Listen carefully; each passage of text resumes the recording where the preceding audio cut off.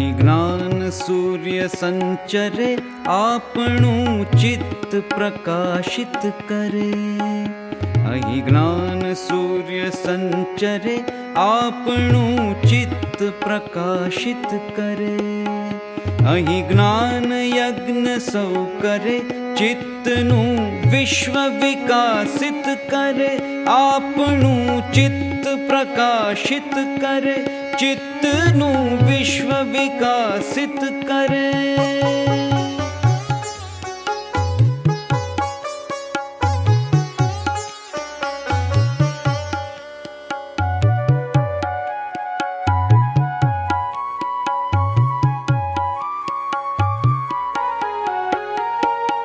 શબ્દ પ્રકાશે, અર્થ ઉજાશે. શબ્દ પ્રકાશે, અર્થ ઉજાશે, તર્ક મર્મના સહજ વિકાસે. જ્ઞાનામૃત નિર્ઝરે, અર્ઘ્ય સૌ સત્યદેવને ધરે. આપણું ચિત્ત પ્રકાશિત કરે, ચિત્તનું વિશ્વ વિકાસિત કરે.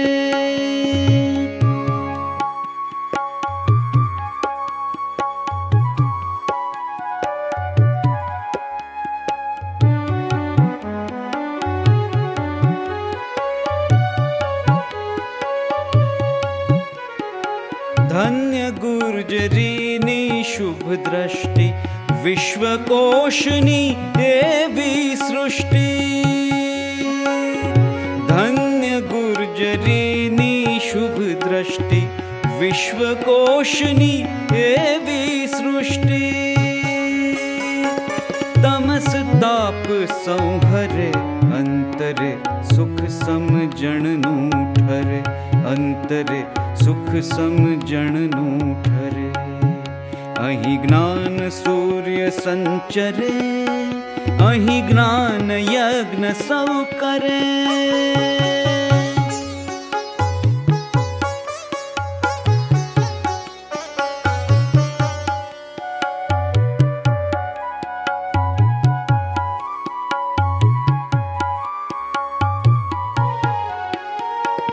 રેવા જળશી શક્તિદાયિની, સત્ય સમુદા મુક્તિદાયિની. રેવા જળશી શક્તિદાયિની, સત્ય સમુદા મુક્તિદાયિની. વિશ્વ વિહાર જ કરે, શીલ સત્વ સંભરે. ગુર્જરી વિશ્વરૂપને વરે, ગુર્જરી વિશ્વરૂપને વરે. ગુર્જરી વિશ્વરૂપને વરે.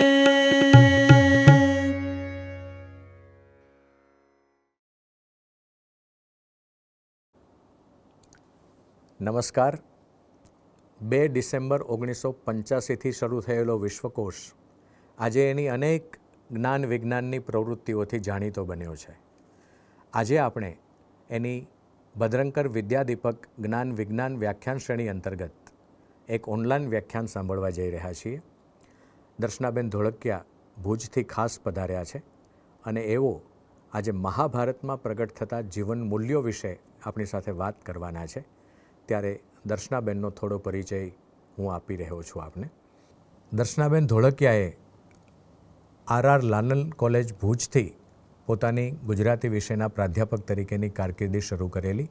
2008 સુધી વ્યાખ્યાતા તરીકે અને પછી ગુજરાતી વિભાગના પ્રોફેસર અને હેડ તરીકે એમણે પોતાની ફરજ અદા કરી છે. ક્રાંતિગુરુ શ્યામજી કૃષ્ણજી વર્મા કચ્છ યુનિવર્સિટીના ઇન્ચાર્જ કુલપતિ તરીકે પણ એમણે પોતાની ફરજ અદા કરી છે.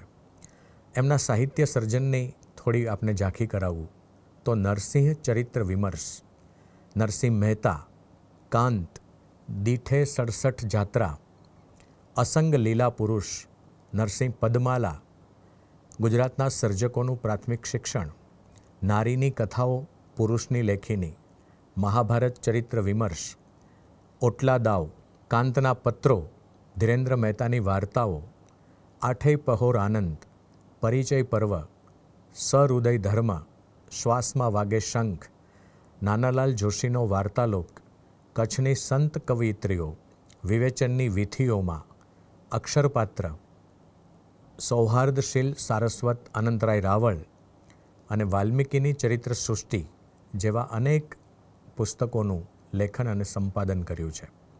એમને આજ સુધીમાં નાના મોટા 14 એવોર્ડ પ્રાપ્ત થયા છે. ફાર્બસ, ઉદ્દેશ, પ્રત્યક્ષ, બુદ્ધિપ્રકાશ, અખંડ આનંદ, શબ્દસૃષ્ટિ અને પરબ જેવા સામયિકોમાં એમના અનેક લેખો પ્રકાશિત થયા છે. ગુજરાતી સાહિત્ય પરિષદની મધ્યસ્થ સમિતિના તેઓ 2 વખત સભ્ય પણ રહી ચૂક્યા છે અને રાષ્ટ્રીય અકાદમીની સલાહકાર સમિતિમાં પણ જેમણે 2 વાર સલાહકાર તરીકે સેવાઓ આપી છે. એવા દર્શનાબેન આજે આપણી સાથે મહાભારતમાં પ્રગટ થતા જીવન મૂલ્યો વિશે પોતાની વાત રજૂ કરવાના છે. તો આપણે દર્શનાબેનનું સ્વાગત કરીએ અને દર્શનાબેનની આ વાત સરસ રીતે સાંભળીએ. મહાભારત અને રામાયણ આપણા દેશના, બલકે કહો તો જગત સાહિત્યના આદિકાવ્યો, અને મહર્ષિ વ્યાસ અને વાલ્મીકી આપણા આદિકવિઓ. હસતા રમતા મહાભારતમાં વ્યાસે જે જીવન મૂલ્યો પીરસ્યા એની વાત તો ટૂંકા સમયમાં કરવી અતિશય મુશ્કેલ છે. પણ મહાભારતમાંથી પસાર થતાં ક્રમશઃ વ્યાસનું જીવન દર્શન જે રીતે પુષ્પની પાંખડીઓની જેમ ખુલતું ખુલતું ઉઘડતું જાય છે એ જોઈને સહૃદય ભાવકો ધન્ય બને છે. મહાભારત એટલું તો વિશાળ મહાસાગર જેવું આપણું મહાકાવ્ય છે, આપણું આદિકાવ્ય છે કે એની વાત ક્યાંથી માંડવી અને ક્યાં પૂરી કરવી એ એક પ્રશ્ન જ રહે એવું છે. પણ એના ચરિત્રોમાંથી પસાર થતાં થતાં ભારતીય સંસ્કૃતિ જાણે કે આખી પથરાઈને એક વિશાળ પટ ઉપર વિસ્તૃત રૂપ ધારણ કરે છે. વ્યાસની ચેતનામાંથી એના એક પછી એક પડ જાણે ઉકેલાતા જાય છે અને આપણે જોતા જ રહી જઈએ છીએ. એમ કહેવાયું છે મહાભારત વિશે કે વ્યાસોચ્છિષ્ટમ જગત સર્વમ. વ્યાસે મહાભારતમાં બધું જ કહી દીધું છે અને આખા જગતને એઠું કરી નાખ્યું છે. એવો એક પણ વિષય નથી જે મહાભારતમાં ચર્ચાયો ન હોય.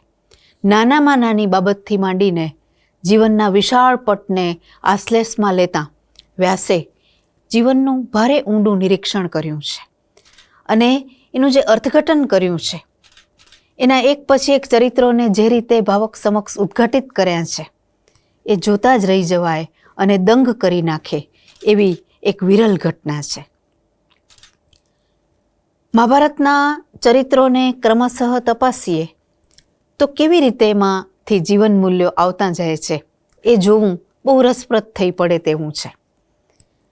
આનંદની અને વિસ્મયની ઘટના તો એ છે આપણા બંને મહાકવિઓ માટે કે મહર્ષિ વાલ્મીકી અને મહર્ષિ વ્યાસ આ બંને કૃતિઓના સર્જક તો છે જ, પણ સાથે સાથે એના નાયક પણ છે.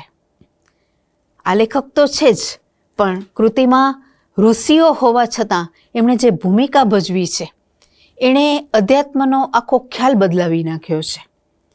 મહર્ષિ વાલ્મીકી જેવી રીતે રામના જીવનમાં મહત્વનો ભાગ ભજવે છે, તેવી રીતે જોવા જાઓ તો અહીંયા તો એવું બને છે મહાભારતમાં કે વ્યાસ આ કૃતિના મહાનાયક છે.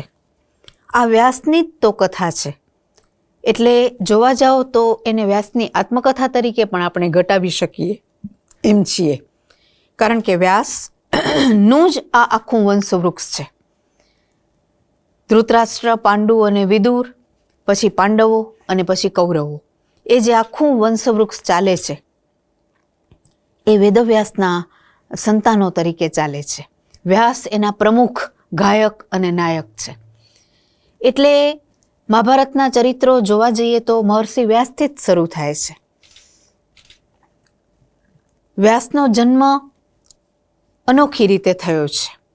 એમના પિતા મહર્ષિ પરાશર એકવાર મત્સ્યગંધા એવી એક અમૂલ્ય સ્ત્રીને જોવે છે, એના અમૂલ્ય સૌંદર્યને નિહાળે છે અને એના પ્રત્યે આસક્ત બને છે અને એના સાથે સંગની માગણી કરે છે. ત્યારે પેલી સંકોચાય છે માછી કન્યા કારણ કે આજુબાજુ ઘણા બધા ઋષિઓ હાજર છે. ત્યારે પરાશર પોતાની યૌગિક સિદ્ધિથી અંધારું કરી દે છે, વાદળ છાયું વાતાવરણ કરી દે છે અને મત્સ્યકન્યાનો સંગ કરે છે. આ બંનેના સંગથી જે વિરલ વ્યક્તિત્વનો જન્મ થાય છે એ છે આપણા મહાભારતના ગાયક અને નાયક મહર્ષિ વેદવ્યાસ. જન્મતા વેદ એ મોટા છે. બહુ સરસ પ્રતીકથી મહાભારત શરૂ થાય છે. આવી વ્યક્તિ જન્મતા વેદ પ્રખર બુદ્ધિશાળી હોય છે. બધું જ પૂરું કરીને જાણે એ આવી છે. એટલે આવતા વેદ એ માતાને પ્રણામ કરીને કહે છે કે હું આજથી વનવાસી જ છું, પણ તને જ્યારે પણ જરૂર પડશે અને તું મારું સ્મરણ કરશે ત્યારે હું તત્કાળ હાજર થઈશ. એમ કરીને વ્યાસ નીકળી પડે છે. મત્સ્યકન્યાને જ્યાં સુધી એ ન પરણે ત્યાં સુધી ચિર યૌવનનું પરાશરે વરદાન આપ્યું છે અને પછીથી એ મત્સ્યકન્યા શાંતનુ સાથે જોડાય છે. ત્યાં પાછી બીજી એક વાત પણ સાથે જોડાય છે, બીજું એક વિરલ ચરિત્ર પણ જોડાય છે. કારણ કે મહાભારતનું પહેલું અને કદાચ અંતિમ એવું જીવન મૂલ્ય જે છે, ભારતીય સંસ્કૃતિનું પ્રધાન જીવન મૂલ્ય, એ માતૃ પિતૃ ભક્તિ. આ બધા જ ચરિત્રો, મહાભારતના જે કોઈ પણ ચરિત્રો છે એ માતૃ પિતૃ ભક્તિ પર ટકેલા છે.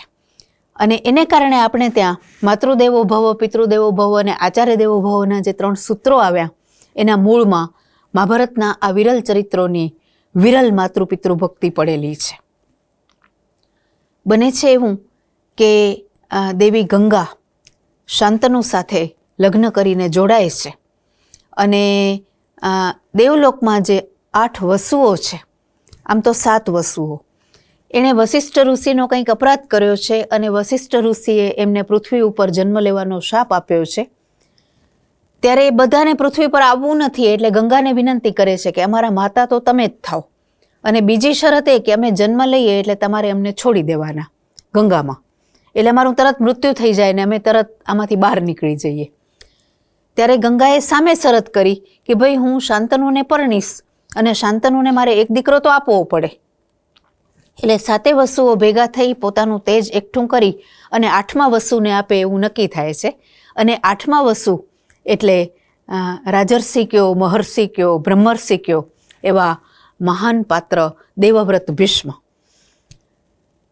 દેવવ્રત ભીષ્મ આ રીતે ગંગાને પેટે જન્મ લે છે. શાંતનુ એમના પિતા છે, ગંગા એમની માતા છે. અને ગંગાએ શરત કરી છે શાંતનુ સાથે. મહાભારતમાં બહુ ઊંડાણપૂર્વક વ્યાસ ચાલ્યા છે, વ્યાસે વિહાર કર્યો છે એમ કહેવાય. ગંગાએ પરણતી વખતે શરત કરી છે કે મારી એકે બાબત વિશે તમારે કુતૂહલ ન કરવાનું, હું જે કાંઈ પણ કરું એ તમારે જોયા કરવાનું.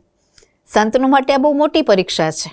અને 7 દીકરાને પોતાની નજર સામે ગંગાએ તરતા મૂક્યા પોતાની ઓળખાણ આપ્યા વગર. ત્યારે 8મા પુત્રના જન્મ વખતે ભીષ્મથી રહેવાયું નથી એટલે ગંગાનો હાથ પકડીને એણે કહ્યું છે કે આને હું તરાવવા નહીં દઉં.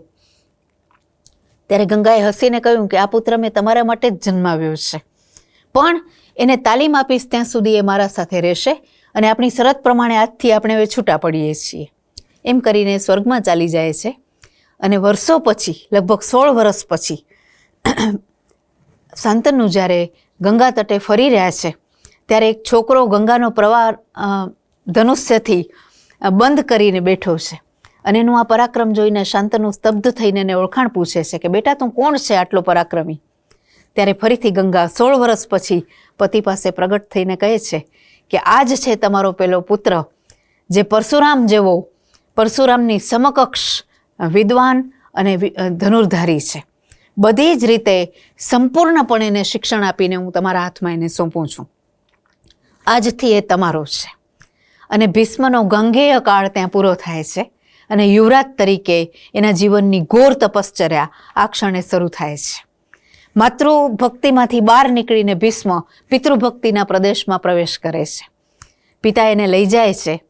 હજી તો યુવરાજ થયે 4 જ વર્ષ થયા છે અને પિતા આ જ મત્સ્યકન્યાના પ્રેમમાં પડે છે. પરાશરે જેને પુત્ર આપ્યો છે એ જ મત્સ્યકન્યા સત્યવતી. પણ એ સત્યવતીના પિતાની આકરી શરત છે કે જો તમે મારા થનાર દોહિત્રોને એટલે કે આ દીકરીના સંતાનોને રાજા બનાવો તો જ એ તમારા સાથે હું પરણાવું એને. એટલે શાંતનુ પાછા વળી જાય છે, કારણ કે દેવવ્રતને ખૂબ ચાહે છે અને દેવવ્રત એનો યુવરાજ છે, એનો હક એ આંચકી ન શકે. પણ ઘરે આવેલા ઉદાસ શાંતનુને ભીષ્મ, એટલે હજી તો એ દેવવ્રત છે, એની તીવ્ર નિરીક્ષણ શક્તિથી જોઈ શકે છે કે પિતા ઉદાસ છે. બહુ ઓછા લોકો આવા હોય છે જે નિરીક્ષણથી એના સ્વજનોને પ્રેમ કરતા હોય. ભીષ્મનું પહેલું ગુણ લક્ષણ એમની નિરીક્ષણ શક્તિ છે અને તપાસ કરે છે. વાયા પિતા તો કહેતા નથી, પ્રધાન દ્વારા જાણવા મળે છે કે સત્યવતીના પ્રેમમાં છે ને આ પરિસ્થિતિ છે. કોઈને પૂછ્યા વિના ભીષ્મ માછીમાર પાસે પહોંચે છે અને પ્રતિજ્ઞા કરે છે કે હું રાજ્યનો ત્યાગ કરું છું અને આમના થનાર સંતાનો એટલે કે મારા સાવકા ભાઈ બહેનો એના અધિપતિ બનશે. ત્યારે પેલો ઓછો નથી, એટલે કહે છે કે તમે તો ત્યાગ કરો, પણ આવતીકાલે તમારા સંતાનો થાય ને એ હક માગે તો શું કરવું? ત્યારે દેવવ્રત બીજી પ્રતિજ્ઞા કરે છે કે હું લગ્ન કરું તો સંતાનો થાય ને. આ અખંડ બ્રહ્મચર્યની પ્રતિજ્ઞા લીધી અને ત્યારથી એ દેવવ્રતમાંથી ભીષ્મ તરીકે ઉદ્ઘોષિત થાય છે, દેવો દ્વારા પુષ્પવૃષ્ટિ થાય છે. પિતૃભક્તિનું આ અંતિમ પ્રમાણ છે. જે પોતાને પરણવા જેવડી યુવતી હતી, જેના પર આસક્ત થવાની ભીષ્મની ઉંમર હતી અને હક હતો, ત્યારે એણે ઐશ્વર્યને લાત મારી અને જીવતરને પણ લાત મારી અને પિતા માટે આ પત્નીને લઈને, પોતાની સાવકી માતાને લઈને પિતાને એણે પરણાવ્યા. આ એમનું પુત્રત્વ છે. અતિશયોક્તિ વહુરીને પણ એમ કહેવાનું મન થાય કે વાલ્મીકીના મહાનાયક રામચંદ્રની પિતૃભક્તિ કરતાં પણ ચડી જાય એવી ભીષ્મની આ પરમ પિતૃભક્તિનું આ પરમ પ્રમાણ બને છે. શાંતનુ છક થઈ જાય છે અને ભાવક વિસ્મિત તો ત્યારે બને છે કે પુત્ર ઉપર ઓળઘોળ થઈ ગયેલા શાંતનુએ ત્યારે એને વરદાન આપ્યું છે. બહુ જોવા જેવો નાજુક મુદ્દો છે કે તારી પિતૃભક્તિથી પ્રસન્ન થઈને હું તને વરદાન આપું છું કે તું ઈચ્છશે ત્યારે તને મૃત્યુ મળશે, તું નહીં ઈચ્છે ત્યાં સુધી મૃત્યુ તારી નજીક નહીં આવે. આવો પિતા જે આવા આશીર્વાદ આપી શકે મૃત્યુ વિશેના, પણ ભીષ્મને એની એ પડી નથી. એટલા બધા એ અનાસક્ત છે કે પોતે આવું મહાન ઘોર કર્તવ્ય કર્મ બજાવ્યું એનાથી પણ એ અસ્પૃશ્ય જ રહ્યા છે.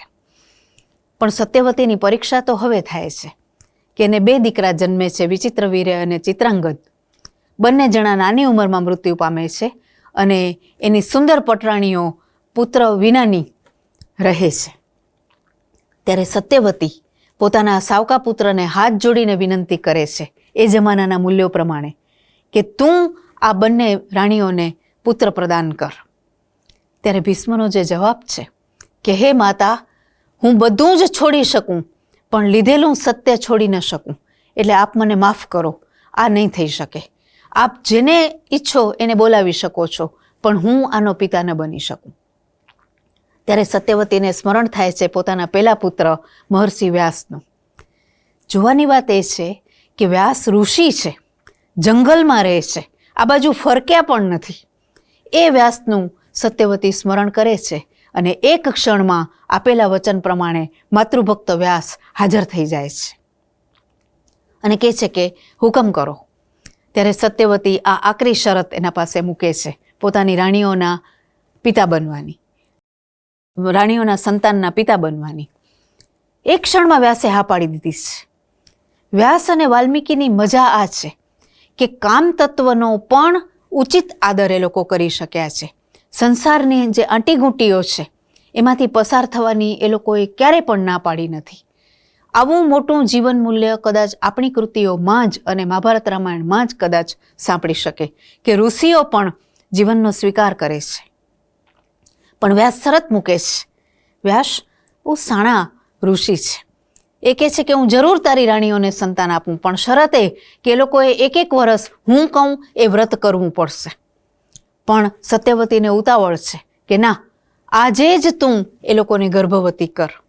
એટલે વ્યાસ કહે છે કે સારું, તો એનું પરિણામ ભોગવવા તમે તૈયાર રહેજો.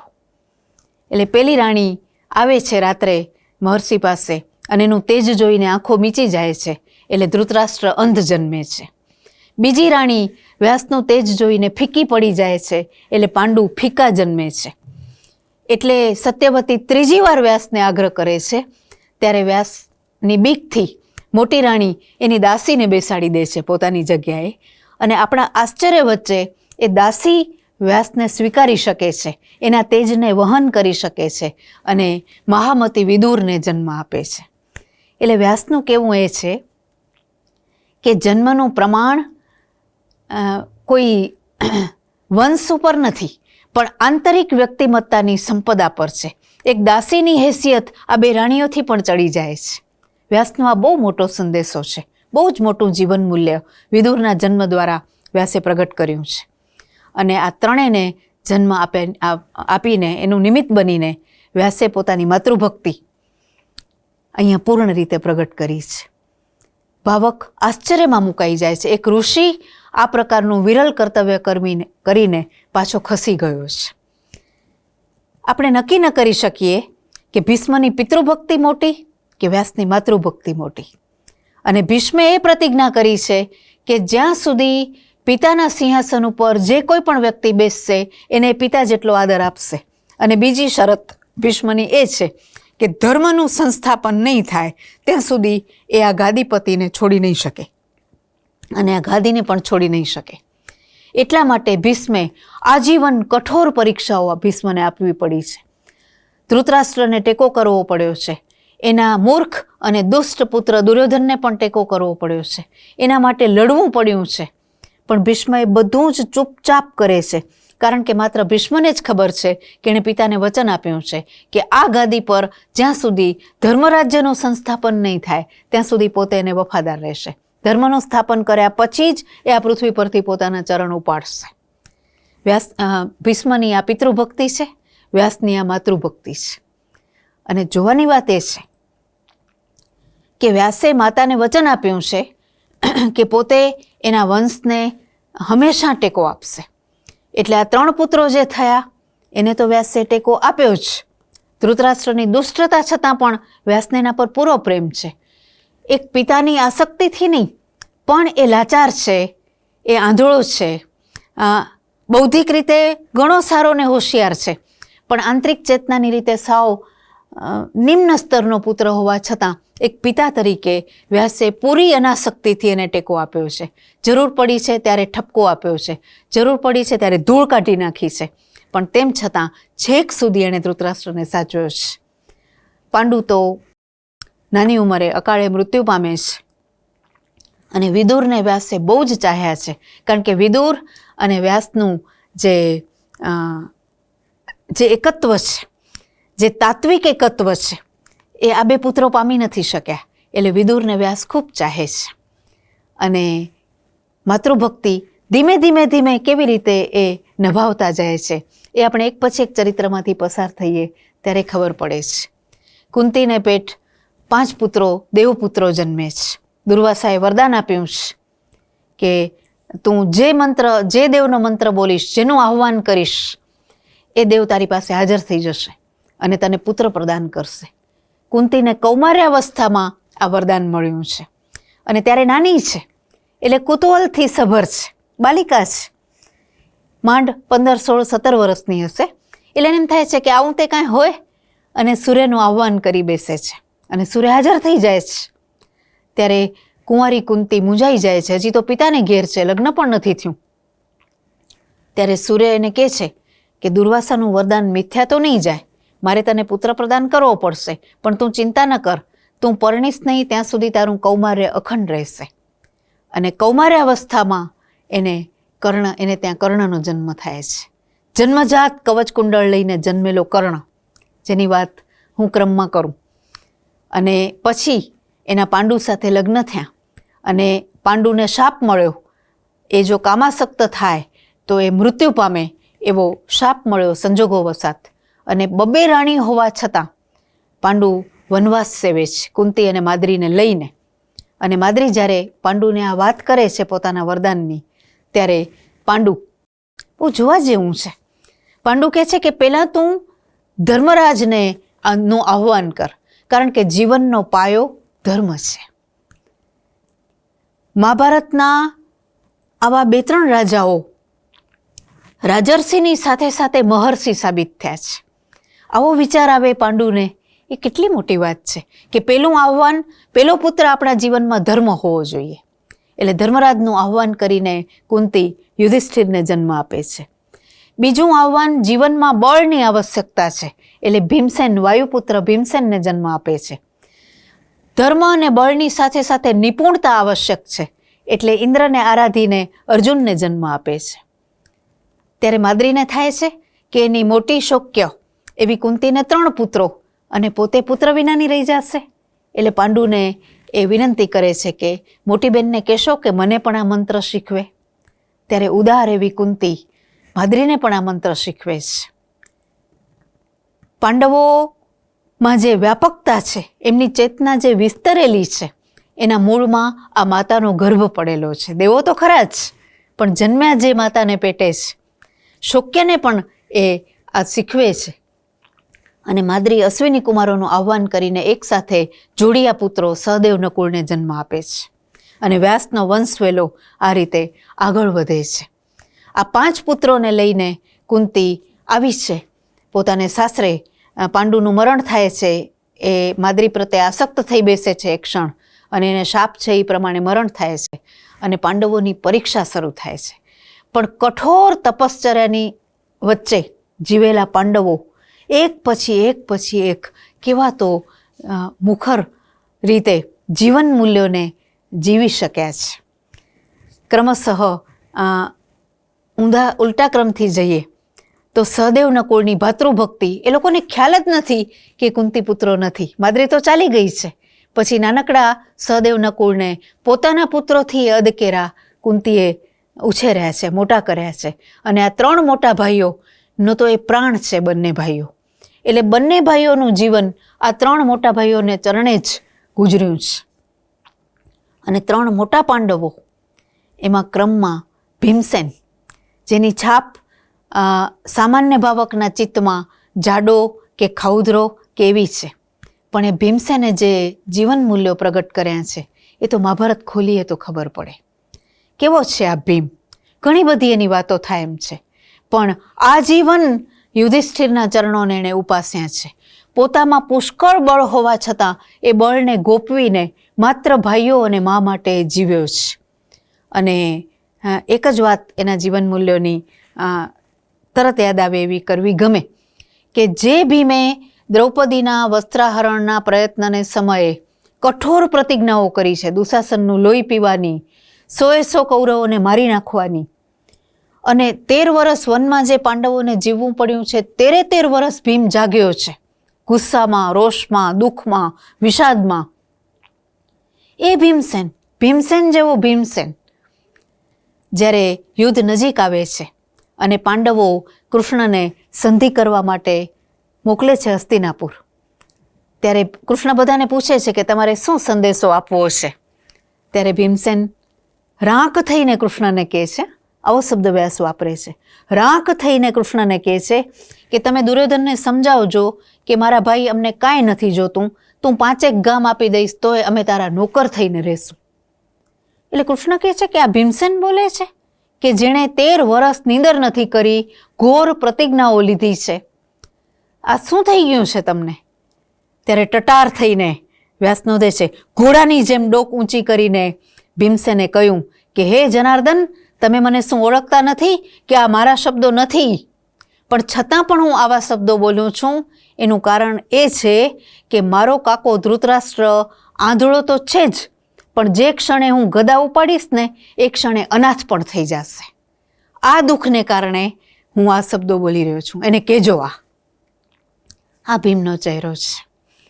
આ ભીમની તો કેટલી વાતો છે, કેવા કેવા મૂલ્યો ભીમે પ્રગટ કર્યા છે. એવો જ છે અર્જુન. અર્જુન વિશે તો અર્જુનની ગાથા ગાતા વ્યાસ થાક્યા નથી. એનું નર તરીકે દર્શન કરાવતા એ નર છે અને કૃષ્ણ નારાયણ છે. આ બેની જોડીએ અહીંયા ધર્મનું સ્થાપન કરવા અવતાર લીધો છે, વ્યાસે વારંવાર કહ્યું છે. પણ એ અર્જુન પણ પોતાના 2 મોટા ભાઈઓ કૃષ્ણ, ભીષ્મ અને વિદુરને ચરણે હંમેશા નતમસ્તક રહ્યો છે. અને કેવા કેવા જીવન મૂલ્યો એણે પણ પ્રગટાવ્યા છે. તરત યાદ આવે એવું એ છે કે હંમેશા એક તો પોતાની જાતને એણે ગોપવી રાખી છે. અર્જુન જેવી વિદ્યા જિજ્ઞાસા ક્યાંય શોધી ન જડે એટલો એ વિદ્યાનો પ્રેમી છે, એટલો એણે ગુરુને પ્રેમ કર્યો છે, એટલો ભીષ્મને પ્રેમ કર્યો છે, એટલો જીવનને પ્રેમ કર્યો છે, સ્વર્ગમાં જઈને દિવ્યાસ્ત્રો શીખ્યો છે, શિવ સામે લડ્યો છે અને જીત્યો છે. એવો અર્જુન એને એના કંભાગ્યે એને ષંઢત્વનો 1 વર્ષ માટે શાપ મળ્યો છે. એ બધી લાંબી કથા છે, પણ આપણે તો એમાંથી જીવન મૂલ્યો શોધવાના છે. વિરાટનગરમાં ગુપ્ત વેશે પાંડવો 1 વર્ષ રહે છે, ત્યારે વિરાટની દીકરી ઉત્તરાને અર્જુન નૃત્ય શીખવે છે. એટલું સરસ એ સ્વર્ગમાંથી શીખી આવ્યો છે, કિન્નરો પાસેથી, અને આનો આચાર્ય થઈને રહ્યો છે.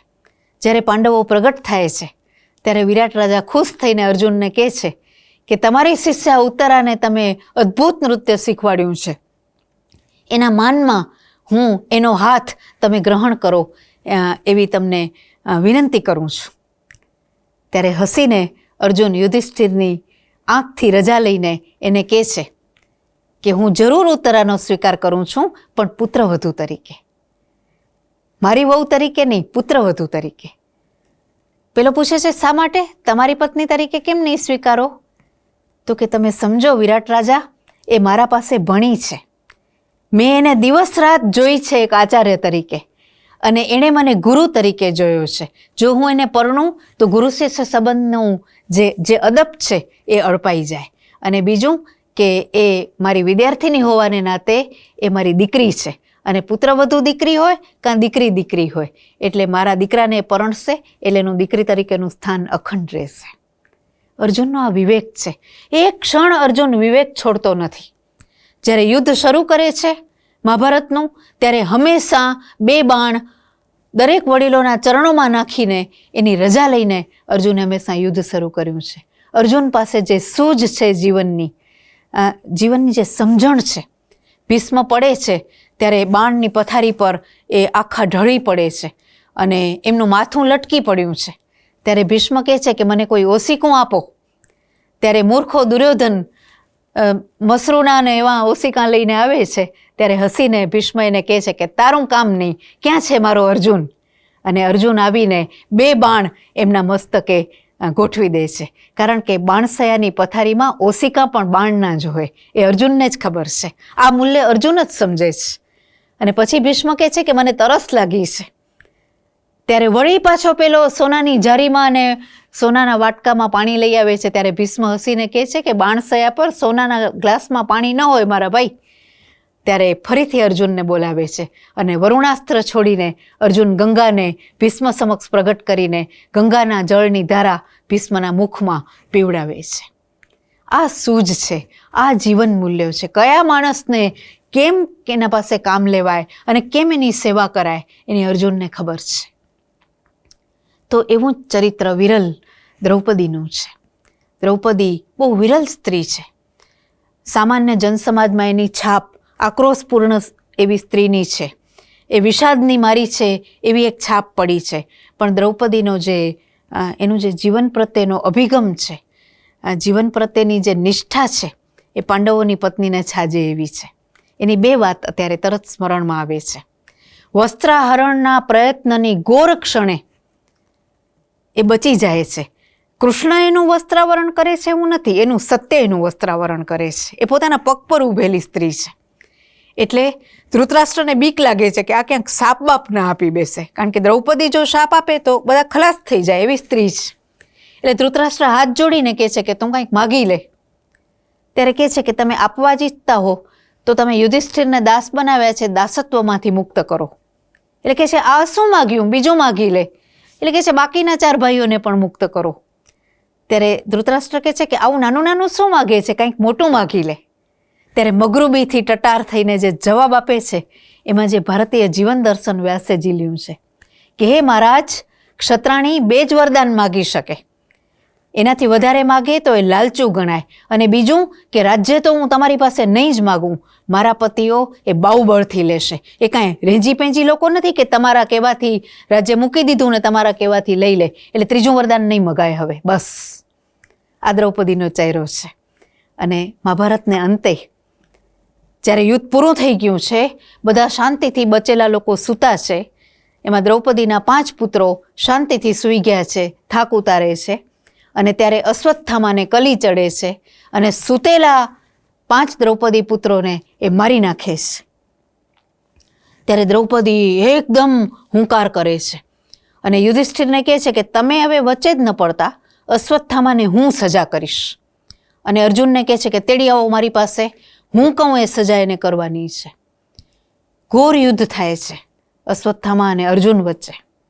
ત્યાં પણ એક બીજી વાત કહેવા જેવી છે. એટલું ઘોર યુદ્ધ થાય છે કે 2 જણા, ત્યારે વ્યાસ હાજર છે, કૃષ્ણ હાજર છે, અને 2 જણા એટલા હોશિયાર છે, એક દ્રોણનો પુત્ર છે, એક દ્રોણનો પ્રખર શિષ્ય છે, મચક નથી આપતા. છેવટે બંને બ્રહ્માસ્ત્ર ઉપાડે છે. ત્યારે વ્યાસ વચ્ચે આવીને ઊભા રહી જાય છે અને કહે છે કે તમે આ લોકો શું માંડ્યું છે? બંને જણા બ્રહ્માસ્ત્ર ઉપાડશો તો દુનિયાનો નાશ થઈ જશે. તમારા વેરમાં દુનિયાને શું? ચાલો બંને બ્રહ્માસ્ત્ર પાછું ખેંચો. ત્યારે અશ્વત્થામા લાચાર થઈને કહે છે કે મને પાછું ખેંચતા નથી આવડતું. અને આપણો અર્જુન તરત કહે છે કે મને પાછું ખેંચતા પણ આવડે છે. આ છે જીવન મૂલ્ય. વિદ્યાને વાપરતા પણ આવડે છે અને એને સંકેલતા પણ અર્જુનને આવડે છે. વ્યાસ આ કહેવા માગે છે. અર્જુને તરત બ્રહ્માસ્ત્ર પાછું ખેંચી લીધું અને અશ્વત્થામાએ દુષ્ટતાપૂર્વક એ બ્રહ્માસ્ત્ર અભિમન્યુ જે મૃત્યુ પામ્યો હતો અને એનો ગર્ભ ઉત્તરાના પેટમાં આવ્યો હતો એના પર નાખ્યું છે, જેથી એનો ગર્ભે મૃત્યુ પામે અને પાંડવોનો વંશ નષ્ટ થાય. આ એનો ઈરાદો છે.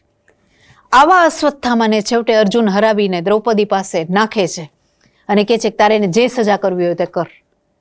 અને જુઓ, દ્રૌપદી શાંત થઈ ગઈ છે ત્યારે.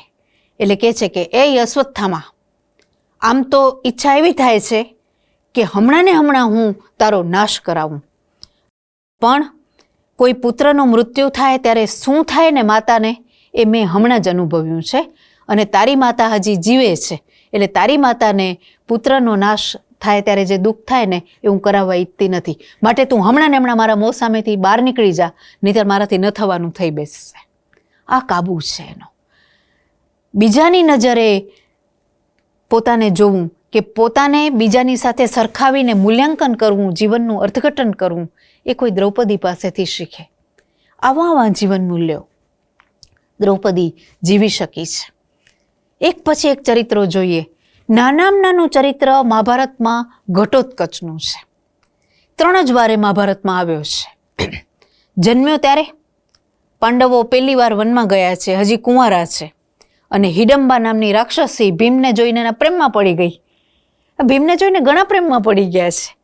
ભીમસેન પાસે એવી અનોખી અદાઓ છે, એવી શક્તિઓ છે, એવું વિરલ સ્વાસ્થ્ય છે, જીવનનો વિવેક છે. તો એ પ્રેમમાં પડી ગઈ અને એનો ભાઈ એને મારવા માટે ધસ્યો, પણ ભીમે એને જરાવારમાં હરાવીને મારી નાખ્યો. એટલે પેલી શરમાતા કુંતી પાસે આવીને કહે છે કે તમારો પુત્ર મને ગમી ગયો છે, તો મને પુત્રવધુ તરીકે સ્વીકારો. ત્યારે કુંતી યુધિષ્ઠિરને પૂછે છે કે શું કરશું? રાક્ષસી છે, લેવી છે?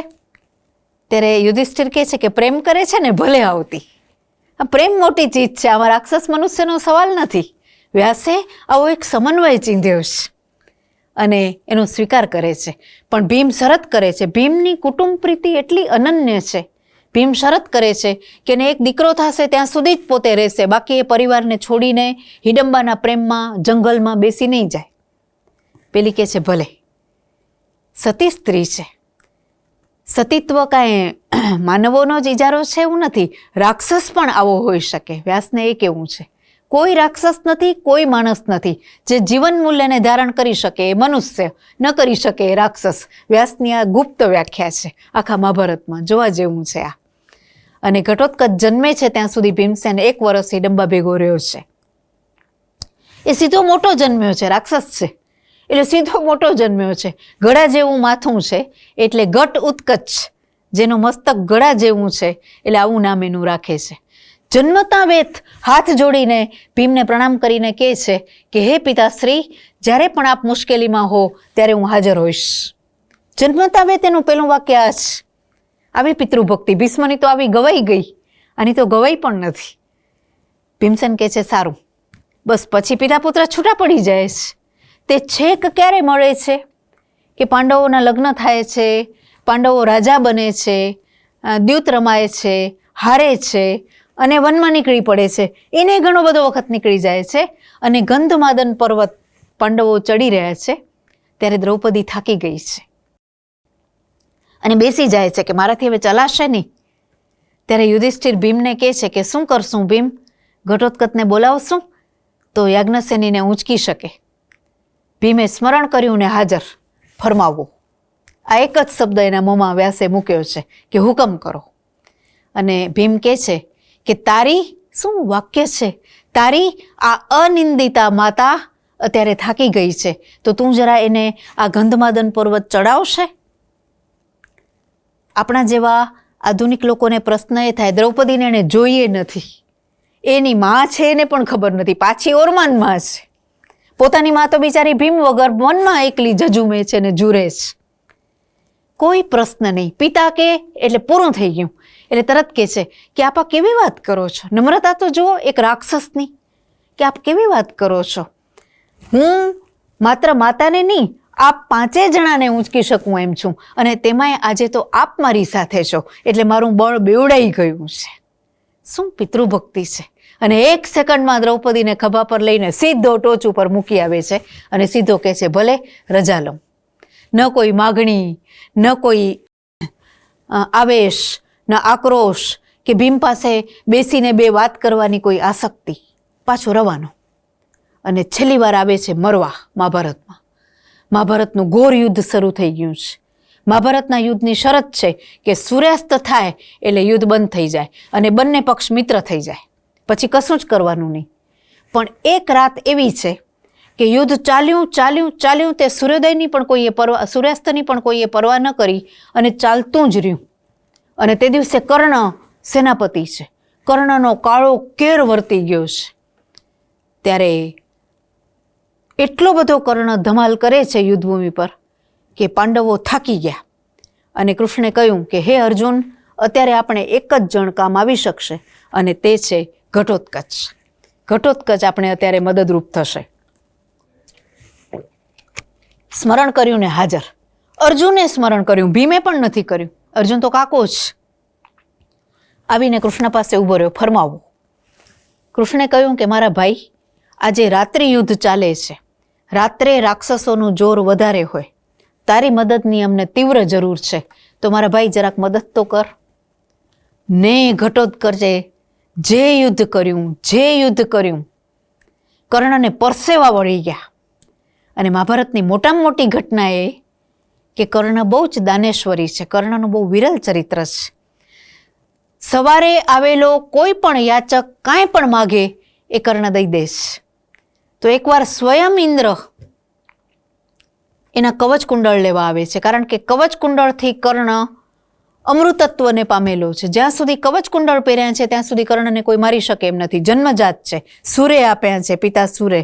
બીજા ઘણા અન્યાય થયા છે એટલે આ એક ન્યાય કર્યો છે એને.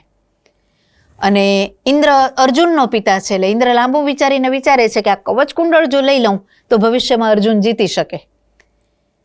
એટલે એ કવચ કુંડળ લેવા યાચક રૂપે આવવાનો વિચાર કરે છે. સૂર્યને ખબર પડી જાય છે એટલે સૂર્ય કર્ણને સ્વપ્નમાં આવીને કહે છે કે કાલે ખુદ ઇન્દ્ર તારા પાસે માગવા આવશે, પણ આપજે નહીં. પણ આ તો વેદવ્યાસ કેવા બેઠા છે.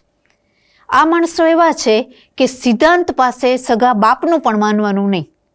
પિતાને ખૂબ ચાહે છે કર્ણ. એને ખબર નથી સૂર્યના પિતા છે, પણ સૂર્યનો ઉપાસક છે લોહીના સંબંધે.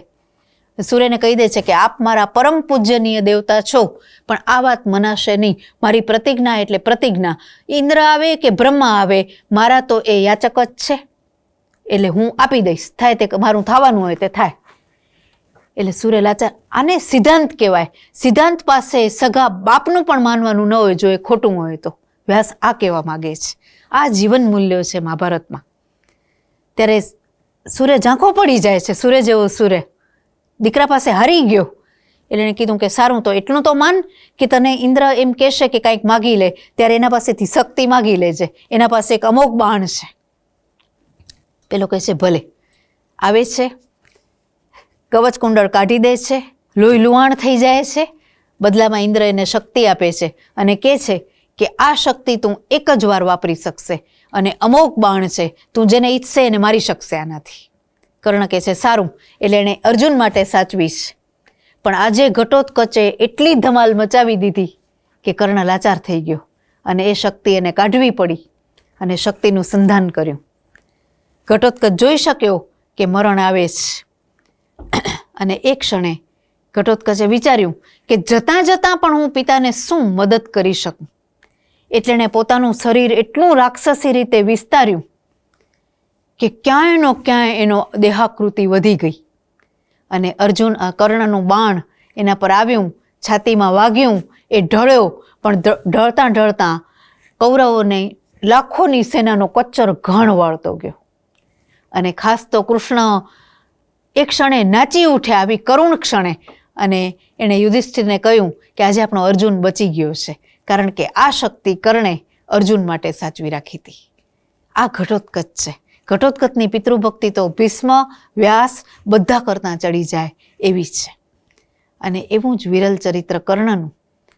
કર્ણને કૃષ્ણે કેટલી લાલચો આપી, કુંતીએ પછીથી કેટલી લાલચો આપી, એની ઓળખાણ આપી, ત્યારે કર્ણનો એક જ જવાબ છે કે મને જ્યારે જરૂર હતી ત્યારે તમે બધા દૂર હતા, અને આજે જ્યારે દુર્યોધને મારા પર ઉપકાર કર્યો છે, મને ખબર છે દુર્યોધન અધર્મી છે, દુર્યોધનનો નાશ જ થવો જોઈએ, પણ છતાંય હું છેલ્લી ક્ષણે એને નહીં છોડી શકું. ભલે મને મરણ આવે, ભલે મને સ્વર્ગને બદલે નરક મળે, અને હું હૃદયથી ઈચ્છું છું કે યુધિષ્ઠિર જ રાજા થાય, કારણ કે યુધિષ્ઠિર સ્વયં ધર્મ છે અને અમે બધા એના પગની ધૂળ પણ નથી. આ કર્ણનો વિચાર છે. એકદમ સાફ જીવન દર્શન છે આ બધાનું. અને સૌથી વિરલ ચરિત્ર, આવા ઘણા બધા ચરિત્રો વિદુર છે. વિદુરના દ્વારા કેટલા બધા જીવન મૂલ્યો વ્યાસે પ્રગટ કર્યા છે. સંજય જેવો સારથી છે, એણે કેટલા બધા જીવન મૂલ્યો પ્રગટ કર્યા છે. વિદુરે અને સંજયે સતત ધૃતરાષ્ટ્રને રોક્યો છે, ટોક્યો છે, અધર્મની સામે જતાં એને અટકાવ્યો છે, પણ એ નથી જ માન્યો. પણ આ લોકોએ પોતાનો ધર્મ નથી જ છોડ્યો. કૃષ્ણ આવતા જતા રહે છે મહાભારતમાં મુખ્ય નાયક તરીકે.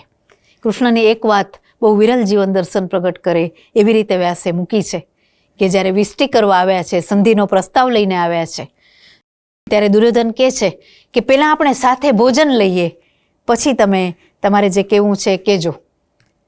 ત્યારે બહુ સરસ વાત વ્યાસે મૂકી છે. કૃષ્ણ એકદમ હુંકાર કરીને કહે છે કે મૂર્ખના સરદાર, ભોજન બે જ જગ્યાએ લેવાય, કાં તો આપણે વખાના માર્યા હોઈએ અને કાં તો પ્રિયજનને ઘેર. નથી હું વખાનો માર્યો અને નથી તું મારો પ્રિયજન. ભોજન હું વિદુરને ઘરે લઈશ, તારું નહીં જમું, કારણ કે તારું અન્ન દુષ્ટતાથી ભરેલું છે, દુષ્ટ રીતે આવેલું છે, એટલે તારું નહીં જ જમું. વ્યાસે આપણે આવી વાત પણ શીખવાડી છે, ક્યાં જમાય અને ક્યાં ન જમાય. વિદુરે આમંત્રણે નથી આપ્યું તોય કૃષ્ણ એને ત્યાં ચાલ્યા ગયા છે. નિર્મળ માણસોના આમંત્રણની જરૂર ન હોય, નિર્મળ માણસને ઘરે જઈને બેસી જ જવાય, એના પાસેથી જે મળે એ જમી લેવાય. કૃષ્ણ જે જમ્યા છે ને એ વિદુરનો આશ્રય, પોતાનો થાક ઉતારવા ત્યાં એ ગયા છે. ક્યાં ન જમાય અને ક્યાં જમાય એની આવી અદ્ભુત વાત મહાભારત સિવાય આપણે ક્યાંય કદાચ જોવા ન મળે એવી વિરલ ઘટના છે. આવા દરેક પાત્રમાંથી પસાર થતાં વ્યાસનું જે અંતિમ જીવન દર્શન છે એ યુધિષ્ઠિરના ચરિત્રમાં વ્યાસે પ્રમાણિત કર્યું છે. એમાં એવું વિરલ ચરિત્ર છે યુધિષ્ઠિરનું કે એકમાત્ર યુધિષ્ઠિર ઉપર મહાભારતનો ગ્રંથ જાણે કે વ્યાસ રચવા માંગતા હોય એવું લાગે. નાનપણથી એમનામાં શાંત રીતે ધર્મ ઉછરતો આવ્યો છે. જીવનની એક પણ ક્ષણે યુધિષ્ઠિર વિચલિત થયા નથી, એટલે એનું ઉચિત નામ વ્યાસે મૂક્યું છે યુદ્ધમાં જે સ્થિર છે, જીવનરૂપી યુદ્ધમાં. કેટલું બધું બન્યું છે. નાના યુધિષ્ઠિર સમજી શક્યા છે કે કાકાના ઘરમાં એ લોકોનું કોઈ સ્થાન નથી. એ લોકોને વારણાવત ધક્કો મારીને કાઢવામાં આવે છે. ત્યાં લાક્ષા ગૃહ બનાવેલો છે જે તરત સળગી જાય એવું મકાન છે, અને પાંડવોને સળગાવવાનો ઈરાદો છે. એ પણ યુધિષ્ઠિરે વિદુરે કહ્યું છે કે તમારું આ બનવાનું છે, પણ તું જાગીને એનાથી ભાગવા પ્રયત્ન કરજે. વિદુરે બધી સગવડ એના માટે કરી દીધી છે. ત્યારે પણ યુધિષ્ઠિર શાંત છે. દરેક વસ્તુને નીલકંઠની જેમ એ પીતા ગયા છે. દ્યુતમાં આટલું બધું અપમાન થાય છે દ્રૌપદીનું, પાંડવોનું, તો પણ યુધિષ્ઠિર શાંત છે. અને વનમાં જાય છે ત્યારે 12 વર્ષનો વનવાસ ને 13મો અજ્ઞાતવાસ એવી શરત છે. ત્યારે દ્રૌપદી એક દિવસ બહુ નારાજ થઈ જાય છે. મહાભારતનો મૂળ વિચાર આ બે જણના વન પર્વના આ સંવાદમાં પડેલો છે. દ્રૌપદી એકદમ ગુસ્સે થઈને યુધિષ્ઠિરને કહે છે કે નાખો તમારો ધર્મ ચૂલામાં. આ ધર્મે તમને આપ્યું શું? આ જંગલ, આપણું ઐશ્વર્ય ખલાસ થઈ ગયું, બીજા લોકો માણે છે, દુષ્ટ લોકો મજા કરે, અને આપણે તમારા જેવો પરમ પુરુષ આ રીતે વનમાં રખડે. આ કયા પ્રકારનો ધર્મ છે? ફેંકી દો તમે એને. ત્યારે યુધિષ્ઠિરનો જે જવાબ છે એ મંત્ર દીક્ષા છે મહાભારતની, વ્યાસે આપેલી. યુધિષ્ઠિર કહે છે, હે રાજપુત્રી, હું કોઈ વેપારી નથી કે ધર્મ જેટલું મને આપે એટલા પ્રમાણમાં હું ધર્મનું પાલન કરું. ધર્મ મારું ગમે તે મારા હાલ કરશે, પણ હું ધર્મને છોડીશ નહીં. તમારે મને છોડી દેવો હોય તો હસ્તિનાપુરનો રસ્તો ખુલ્લો છે. મેં તમને નથી કીધું ભેગા આવવાનું. હસ્તિનાપુર તમે લોકો જઈ શકો છો. અને હંમેશા તો યાદ રાખજે કે ધર્મ અને અધર્મ બંનેનું ફળ મળે જ છે. ધર્મનું ફળ મળતા વાર લાગે એ માટે કરીને માણસે ઉતાવળા ન થવું જોઈએ. હું એમ ઈચ્છું કે તું તારી નાસ્તિકતામાંથી બહાર આવ, તારું મન શાંત થાય, તું આ વિદ્રોહને ફેંકી દે અને તું આ સમજ. અને સમજ કે ક્ષમા જ ધર્મ છે, ક્ષમા જ તપ છે, ક્ષમા જ જીવન છે. યુધિષ્ઠિરનો આ મંત્ર છે. અને આ મંત્રનું એમણે કેટલી બધી વાર પાલન કર્યું, કેટલી વાર દુર્યોધનને હાથમાં આવ્યો એને જતો કર્યો. અને મહાભારતને અંતે વ્યાસને જે અંતિમ જીવન મૂલ્ય આપવું છે આપણે બધાને માટે, માનવ ઉપર જે અપાર ઉપકાર વ્યાસે કર્યો એ આ કે મહાભારત શરૂ થયું ત્યારે આમ થયું કે જ્યાં કૃષ્ણ છે ત્યાં ધર્મ છે, ધર્મ છે ત્યાં જય છે. અને મહાભારતનો અંત પણ વ્યાસ એમ મૂકે છે કે જ્યાં ધર્મ છે ત્યાં કૃષ્ણ છે, કૃષ્ણ છે ત્યાં જય છે. તો આજે આપણા જેવાને એ પ્રશ્ન થાય દ્રૌપદીની જેમ કે આને ક્યાં ધર્મનો જય કહેવાય? ધર્મ તો પરાભૂત થયો. પોએટિક જસ્ટિસ તો વ્યાસે કર્યો નહીં. પણ વ્યાસ જુદી રીતે આ જીવન મૂલ્યનું સ્થાપન કરવા માગે છે, સરહૃદય ભાવકને જ સમજાય એ રીતે કે આખું જીવન કઠોર તપશ્ચર્યા જેવું જીવેલા મહર્ષિ જેવા રાજર્ષિ યુધિષ્ઠિર જ્યારે મહાભારત પૂરું થવામાં છે, લોકો જીતી જાય છે, ઘણું બધું બને છે અને રાજ્ય કરે છે સારી રીતે, ત્યારે વ્યાસ છેલ્લે કહે છે યાદવોનો નાશ થાય છે, અર્જુન ભાંગી પડે છે, કૃષ્ણ પણ નિર્વાણ પામે છે. ત્યારે વ્યાસ અર્જુનને કહે છે કે હવે તમારા લોકોનો સમય પૂરો થયો છે, તમે સંકેલો કરો. અને સ્વર્ગ ભણી 5 ભાઈઓ અને 6ઠી દ્રૌપદી અને 7મો એક કૂતરો યુધિષ્ઠિરની સાથે સ્વર્ગારોહણમાં જાય છે. એક પછી એક બધા પડતા જાય છે, વધે છે માત્ર યુધિષ્ઠિર.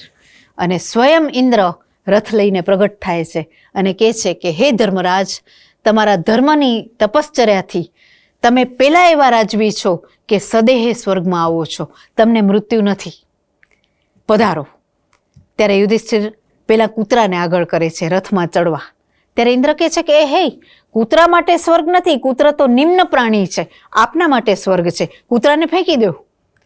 ત્યારે યુધિષ્ઠિર ઉપાડેલો ચરણ નીચે મૂકતા કહે છે કે એવું છે, હું તો માણસોનો રાજા છું તો પણ મને માણસ અને કૂતરામાં ભેદ નથી લાગ્યો. આપ દેવોના રાજા થઈને ભેદ કરો છો તો આવો સ્વર્ગ મને નથી જોઈતો.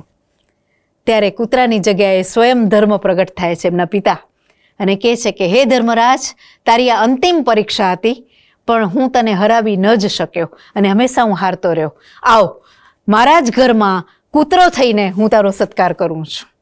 આમ કરીને એ યુધિષ્ઠિરને સ્વર્ગમાં લઈ જાય છે. પણ હજી પણ એક પરીક્ષા બાકી છે. યુધિષ્ઠિરને ઇન્દ્ર પૂછે છે કે આપ ક્યાં રહેવા માગો છો? ત્યારે યુધિષ્ઠિર કહે છે કે જ્યાં મારા ભાઈઓ હોય ત્યાં. તો તમારા ભાઈઓને તો નરક મળ્યું છે, તો નરકમાં ત્યાં લઈ જાઓ. ત્યાં જાય છે ત્યારે અવાજો આવે છે કે ધર્મરાજ તમે ઊભા રહેજો, તમારા આવવાથી વસંત ઋતુનો પવન વાય છે. ત્યારે યુધિષ્ઠિર કહે છે કે ભલે હું અહીંયા જ રહીશ. અને જેવા એ નરકમાં પગ મૂકે છે અને નરકનું સ્વર્ગમાં રૂપાંતર થઈ જાય છે. યુધિષ્ઠિર જ્યાં હોય ત્યાં નરક ન હોઈ શકે. વ્યાસનો આ અંતિમ સંદેશ છે. અને સૌથી મોટો સંદેશ એ છે કે મહાભારતમાં બધા જ મૃત્યુ પામ્યા, કૃષ્ણ સુદ્ધા, એક આ માણસ અખંડ રહ્યો, સદેહે સ્વર્ગમાં ગયા એ પ્રતીક છે. બધું મરે પણ ધર્મ મરે તો પછી રહે શું? વ્યાસને છેલ્લે માનવ મૂલ્ય જે સ્થાપિત કરવું છે તે આ કરવું છે કે ધર્મ અખંડ છે, અકાળ છે, અકાલ છે. યુધિષ્ઠિર માટે શબ્દ વપરાય અકાલ પુરુષ, જેને કાળ અસર ન કરી શકે. અને બધા જ ભેગા થઈને કૃષ્ણ સહિત ત્યાં એમનું સ્વાગત કરે છે. અને નારદ ઋષિ કહે છે કે આટલા રાજાઓ થયા પણ તમારા જેવું સદેહે આવનાર આ એક જ છે. વ્યાસ છેલ્લે જે કહેવા માગે છે તે આ, કે ધર્મનો જય એટલે આ, કે ધર્મ એક એવું તત્વ છે જેને કોઈ પણ ભોગે છોડી ન શકાય, અને ધર્મ નીચે નહીં ઉતરે, માણસે ધર્મને પામવા ઉપર ચડવું પડે. યુધિષ્ઠિર જેવી વ્યક્તિ જો ઉપર ચડે તો એ અકાલ સાબિત થાય. અને ધર્મ એટલે એવું તત્વ કે જે તમારા ગમે એવા હાલ હવાલ કરે પણ સાચો માણસ એને ન જ છોડે. એ ધર્મનો જય છે, એ સત્યનું સ્થાપન છે.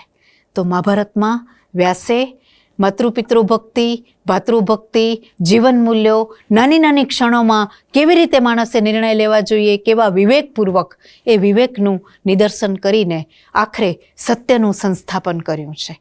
એટલે વ્યાસ અને ભીષ્મની માતૃભક્તિ અને પિતૃભક્તિ ધર્મના સ્થાપનથી અને ધર્મના જય જયકારથી પૂરી થાય છે. આવા જીવન મૂલ્યો ભારતીય મહાકાવ્યો અને મહર્ષિ વ્યાસ અને વાલ્મીકી પાસેથી જ આપણને સાંપડી શકે. મહર્ષિના ચરણોમાં શતશઃ પ્રણામ.